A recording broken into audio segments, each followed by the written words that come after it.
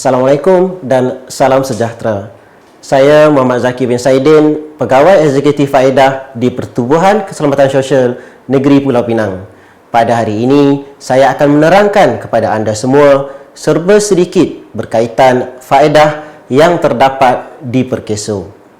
Sebelum itu, saya akan terangkan terlebih dahulu sejarah dan siapakah yang patut dilindungi di Perkeso. Baiklah.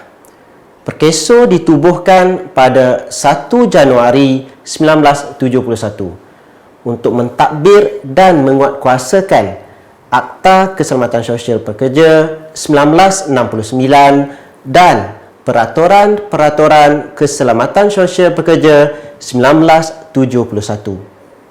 Pada tahun 2017, Perkeso memperluaskan perlindungannya dengan menubuhkan Akta Skim Pekerjaan Sendiri 789 dan seterusnya pada 2018 satu lagi akta telah diperkenalkan, iaitu Akta Sistem Insurans Pekerjaan 800. Pada hari ini kita akan membincangkan faedah-faedah yang ditawarkan di bawah akta induk, iaitu Akta Keselamatan Sosial Pekerja 1969.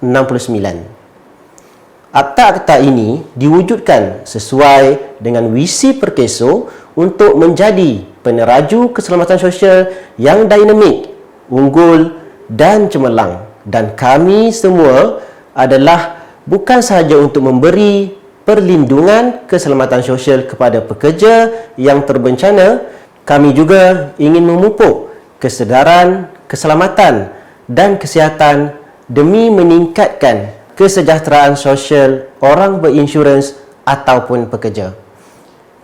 Untuk makluman semua pekerja yang bekerja dan ada menerima gaji daripada majikan di Malaysia adalah wajib dicarumkan dengan Perkeso. Sekiranya ingkar, majikan boleh dikenakan tindakan mahkamah. Majikan adalah perusahaan yang mempunyai sekurang-kurangnya seorang pekerja. Contoh perusahaan adalah seperti perladangan, perlombongan, perniagaan dan sebagainya.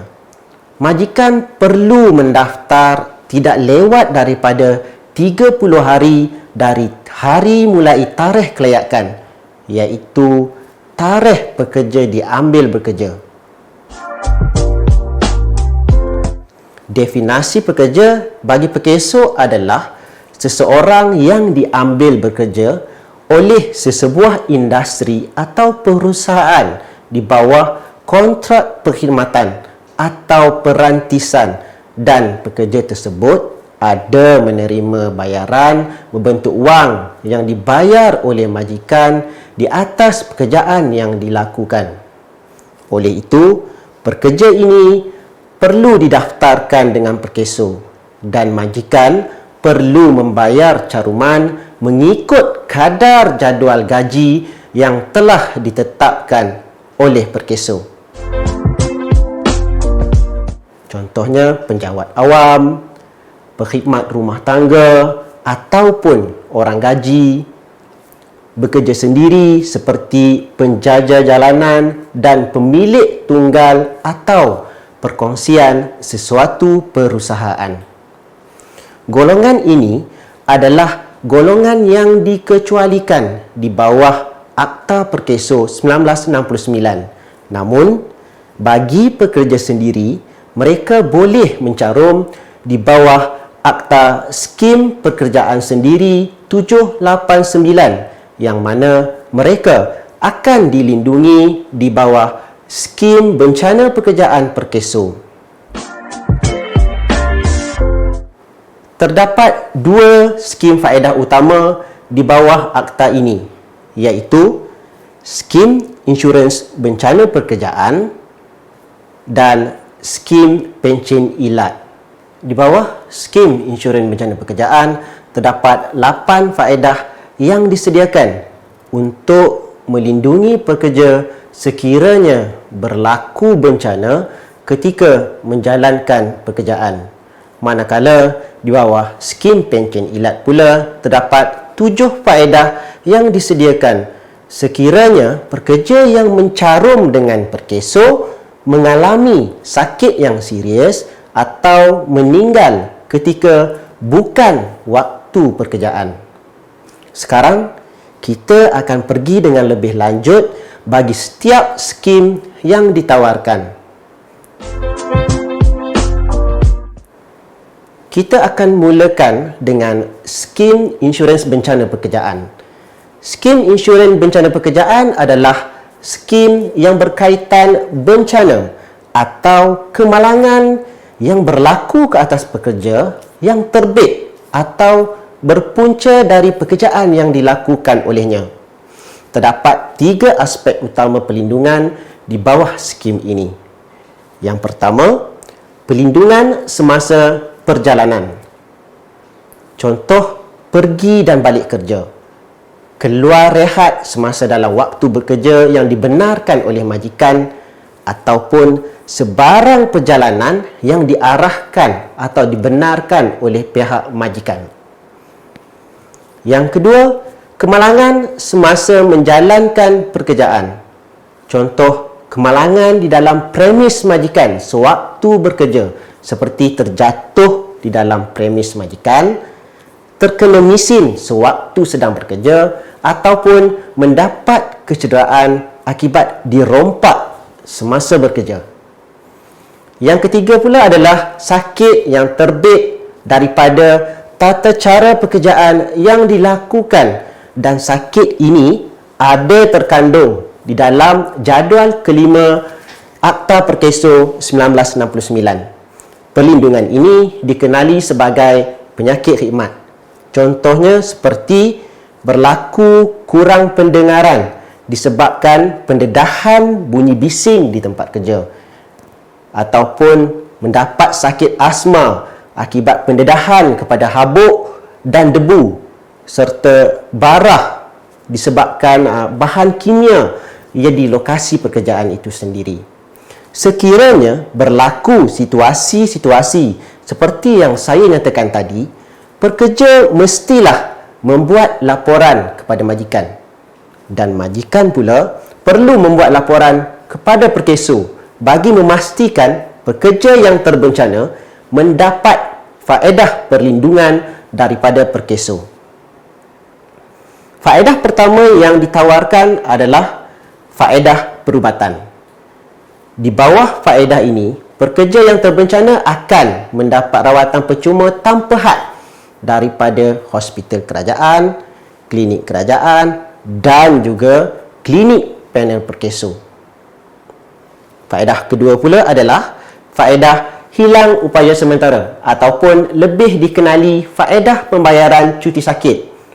Sekiranya pekerja yang terbencana mengalami kemalangan dan mendapat cuti sakit 4 hari atau lebih termasuk hari kemalangan, perkeso akan membuat bayaran ke atas cuti sakit tersebut sebanyak 80% daripada gaji harian anggapan mengikut kadar caruman yang dibayar setiap bulan oleh majikan akan dibayar kepada pekerja yang terbencana. Kadar minimum bagi faedah ini adalah RM30 satu hari. Dalam erti kata lain, setiap caruman yang dibayar oleh pekerja setiap bulan adalah mewakili gaji anggapan yang akan digunakan untuk pembayaran faedah perkeso. Oleh itu, adalah penting setiap pembayaran caruman dibayar dengan betul mengikut jadual gaji yang betul. Selanjutnya, lanjutan daripada kemalangan yang sama, sekiranya pekerja yang terbencana ada mengalami kecederaan kekal, contoh terputus jari akibat kemalangan, pekerja boleh memohon faedah hilang upaya kekal. Penilaian bagi tahap kesakitan faedah ini akan dinilaikan oleh jemaah doktor perkeso dan jemaah doktor akan memberi peratus taksiran hilang upaya kekal ke atas pekerja. Sekiranya taksiran ini di bawah 20%, pekerja akan menerima pampasan secara pukal, dan sekiranya melebihi 20%, pembayaran akan dilakukan secara pukal dan berkala. Bagi kes faedah ini, pekerja masih boleh meneruskan pekerjaan sekiranya berkemampuan dan jumlah pembayaran adalah 90% daripada kadar gaji harian anggapan. Seterusnya, sekiranya pekerja tidak berkemampuan untuk bekerja dan ditaksirkan 100% oleh jemaah doktor dan memerlukan pihak ketiga untuk menjaga kebajikan beliau, beliau boleh memohon allowance layanan sentiasa. Bagi allowance ini, pihak ketiga yang menjaga dan menguruskan pekerja yang terbencana akan mendapat bayaran sebanyak RM500 sebulan. Seterusnya, sebagai pelengkap kepada semua faedah ini, pihak pekeso juga ada menyediakan faedah pemulihan. Contoh kes-kes yang memerlukan peralatan sokongan seperti anggota palsu, pampers, susu atau apa sahaja alat pemulihan yang disyorkan oleh jemaah doktor, perkeso akan membekalkan peralatan tersebut secara percuma. Bagi pekerja yang memerlukan rawatan khusus untuk kembali bekerja, pekerja ini akan dimasukkan ke dalam program Return to Work, iaitu program yang disediakan untuk melatih pekerja kembali sihat untuk bekerja. Seterusnya adalah faedah orang tanggungan bagi kes kemalangan semasa pekerjaan yang melibatkan kematian ke atas pekerja. Orang tanggungan yang dimasukkan adalah isteri, suami dan anak-anak di bawah umur 21 tahun.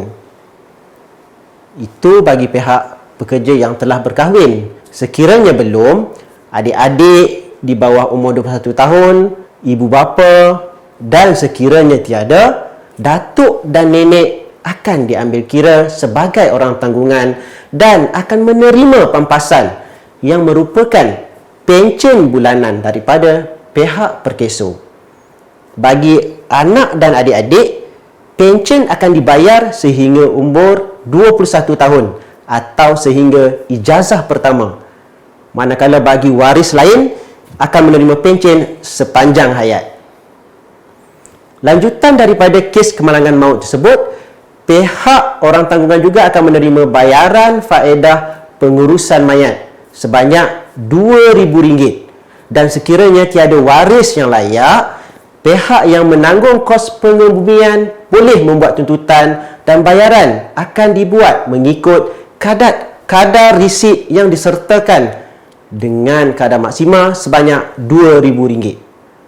Bagi menjaga kebajikan ke atas anak-anak penerima faedah berkala ini ataupun anak penerima pencen perkeso, perkeso ada menyediakan faedah pendidikan. Faedah pinjaman pendidikan ini adalah ditawarkan kepada anak-anak penerima faedah yang ingin melanjutkan pelajaran di IPTA dan IPTS dalam negara untuk sijil, diploma dan ijazah.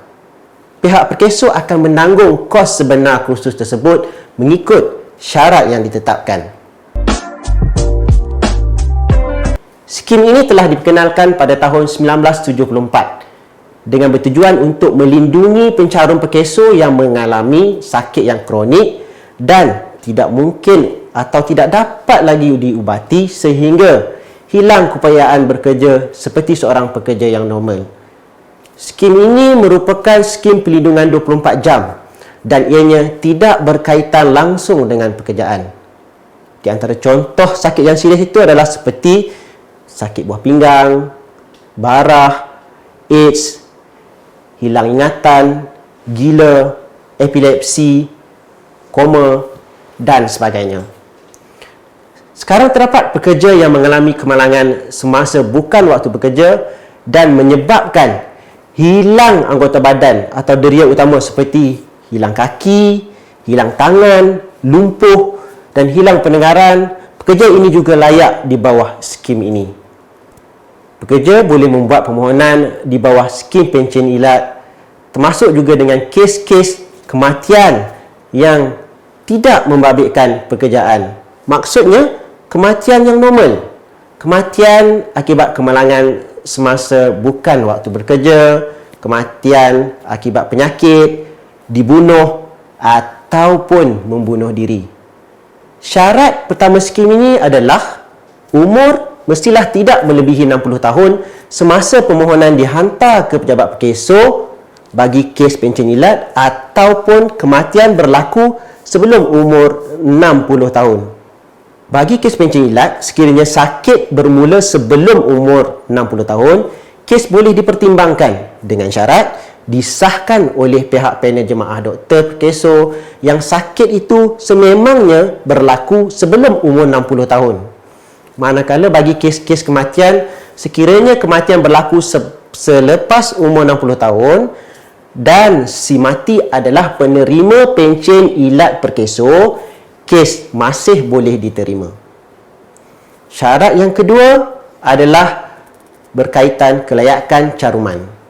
Terdapat 3 jenis kelayakan caruman yang digunakan oleh perkeso. Yang pertama adalah 24/40. Seperti contoh ini, permohonan ini dihantar pada 1 hari bulan Mei 2005. Tempoh 40 bulan dikira ke belakang selepas bulan penerimaan permohonan. Maksudnya, sekiranya diterima pada bulan Mei 2005, perkiraan 40 bulan bermula April 2005 sehingga cukup 40 bulan ke belakang. Bagi contoh ini, 40 bulan adalah dari Januari 2002 sehingga April 2005. Dalam tempoh bulan ini, mestilah terdapat 24 bulan caruman yang telah dibayar kepada perkeso. Dan caruman ini tidak semestinya datang daripada majikan yang sama. Majikan yang berbeza juga akan diambil kira. Seperti contoh ini, pada tahun 2002 terdapat 4 bulan caruman yang telah dibayar. Tahun 2003, 4 bulan. Tahun 2004, 12 bulan. Dan tahun 2005, 4 bulan. Setelah dicampur semua jumlah caruman yang telah dibayar, cukup 24 bulan. Dan ini melayakkan pekerja tersebut untuk memohon faedah di bawah skim ini dan dikira sebagai kelayakan pencen penuh, iaitu 50% hingga 65% daripada gaji bulanan purata anggapan yang dikira berdasarkan 24 bulan bayaran caruman terakhir pekerja tersebut. Yang kedua adalah kelayakan 2/3. Menggunakan contoh yang sama, langkah pertama adalah membuat perkiraan jumlah caruman yang perlu dibayar oleh pekerja. Yang perlu dibayar bermula bulan sebelum permohonan dihantar, iaitu bulan April 2005 sehinggalah bulan pertama pekerja mencarum dengan perkeso. Dalam contoh ini, pekerja mula bekerja pada 1 Januari 1989. Jumlah keseluruhan bulan yang perlu dibayar oleh pekerja kepada perkeso adalah sebanyak 196 bulan yang perlu dibayar. Daripada 196 tersebut, jumlah 2/3 adalah sebanyak 131 bulan. Langkah yang kedua, kita akan mengira jumlah bulan yang telah dibayar. Yang tadi adalah perlu dibayar, sekarang adalah telah dibayar oleh majikan sepanjang tempoh tersebut. Sekiranya jumlah bulan yang telah dibayar adalah sama atau melebihi jumlah 2/3 pekerja itu, layak untuk memohon kelayakan ini. Berdasarkan contoh ini, terdapat 200 bulan caruman yang telah dibayar dan ianya melebihi jumlah yang dikehendaki, iaitu 131. Oleh itu, pekerja layak memohon di bawah kelayakan pencen penuh. Yang ketiga adalah kelayakan 1/3. Menggunakan formula yang sama seperti pengiraan kelayakan 2/3, pada kali ini kita akan mengira jumlah 1/3 caruman yang perlu dibayar dan bagi contoh ini 1/3 adalah sebanyak 66 bulan. Langkah seterusnya kita akan mengira jumlah bulan yang dibayar dan ianya mestilah sama atau melebihi daripada jumlah 1/3 tersebut. Dalam contoh ini, jumlah caruman yang telah dibayar adalah sebanyak 66 bulan dan ianya layak untuk kelayakan pencen dikurangkan iaitu 50% daripada kadar gaji bulanan anggapan. Sekiranya kelayakan 1/3 masih tidak layak, kita ada pilihan terakhir, iaitu bantuan ilat. Dengan syarat pemohon mestilah mempunyai sekurang-kurangnya 12 bulan caruman yang telah dibayar kepada Perkeso sepanjang tempoh beliau mendaftar dengan Perkeso. Bantuan ilat ini adalah pembayaran semula share pekerja, tidak termasuk share majikan, kepada semua orang terbencana, dan ianya adalah bayaran secara pukal.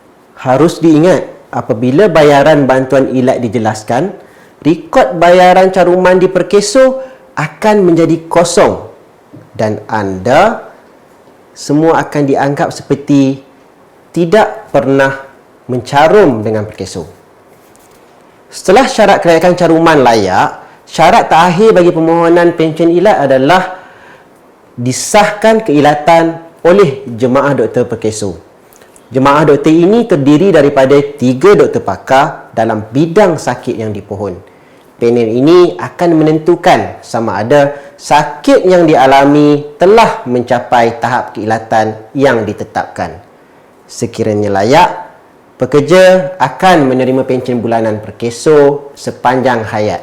Di samping itu, pekerja juga akan menerima faedah allowance layanan sentiasa, faedah pemulihan dan faedah pinjaman pendidikan sama seperti skim insurans bencana pekerjaan.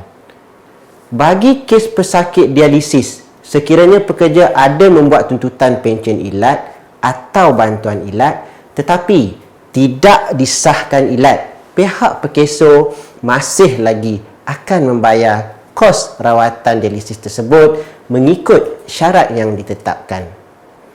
Bagi kes kematian, setelah syarat kelayakan caruman dipenuhi, waris akan menerima pencen penakat mengikut syarat kadar kelayakan caruman dan waris adalah sama seperti yang ditetapkan di dalam faedah orang tanggungan. Seperti di slide, anda semua boleh melihat waris juga akan menerima faedah pengurusan jenazah sama seperti skim insurans pekerjaan, iaitu sebanyak RM2,000. Baiklah, begitulah serba sedikit penerangan yang dapat saya berikan berkaitan faedah yang ditawarkan di dalam Akta Keselamatan Sosial 1969.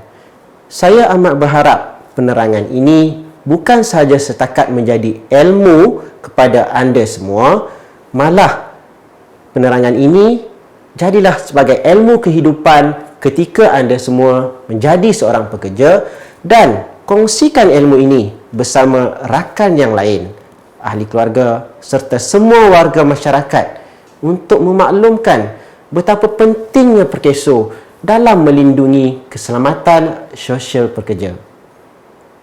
Sekian, terima kasih.